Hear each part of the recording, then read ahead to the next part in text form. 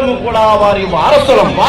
రామచంద్రుడు మొదలు రమణ మహర్షి వరకు, శివి చక్రవర్తి మొదలు శివానందుల వరకు, నచికేతుడు మొదలు నరేంద్రుడు వరకు, అగస్త్యుల మొదలు అరవింద యోగి వరకు, ధర్మాత్ములు, జ్ఞానులు, త్యాగులు, యోగులు, విరాగులు, ఋషులు, సత్యగ్రస్తులు కోటలుగా ఈ సంస్కృతిలో కథ వచ్చారు.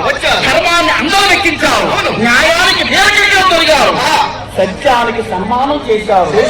మన దేశానికి స్వార్థం తెలియదు, మన దేశానికి ద్రోహం అర్థం కాదు, మోసము కగా